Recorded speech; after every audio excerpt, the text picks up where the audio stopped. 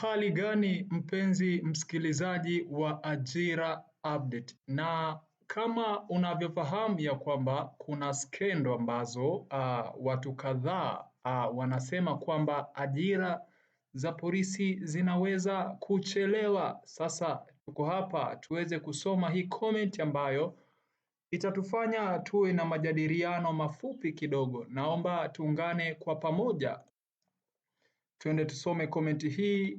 Ni wanafamilia kabisa, anaitwa Ali Othmani. Anasema kaka, vipi ajira za jeshi la polisi? Mbona kama kuna watu wanasema zinaweza kutoka mwezi wa 11 kwa sababu mwezi wa 7 ndo huo. Mwezi wa 7 ndo huo unamalizika bila kuona ishara yoyote. Tutambue ya kwamba leo ni tarehe 17 Julai. Mwezi unakimbia huo. Mwingine hapa chini anaitwa Ali Abdalla akasema ya kwamba nimesikia kaka da.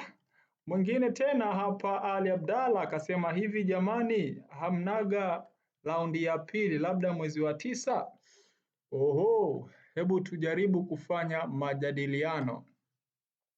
Kwangu mimi kwa uelewa nilionao, mara nyingi sana kitu kikishatangazwa bungeni kinachosubiri au kitu kikishapitishwa kwenye budget, kinachosubiriwa ni utekelezaji, yani namaanisha ni lini kinaenda kufanyika. Nadhani kwangu mimi huu mwezi wa 7 bado haujaisha. Leo ni tarehe 17 na mwezi bado haujaisha. Cha kukuomba ni tuvute subira, tuone labda zitakuja kwa kuchelewa mwezi wa 7 huu mwishoni ama mwezi wa 8, lakini nikipiga mahesabu mpaka wa 11, mbona kama inakuwa mbali. Kwa hiyo kwangu mimi sidhani kama itaweza kufika mwezi wa 11. Maybe kama kuna factor ama kuna kitu ambacho kitakuwa kimeingilia kati. Maana kila kitu kinachofanyika ni mipango, na tunafahamu ni majeshi mawili sasa hivi washamaliza mafunzo.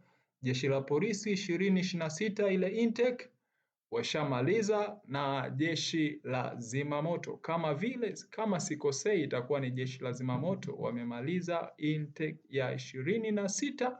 Kwa maana hiyo tunasubiri intake nyingine, au sio? Sasa kwa jibu langu tu ni tuendelee kuvuta subira, tuwe wavumilivu. Asante.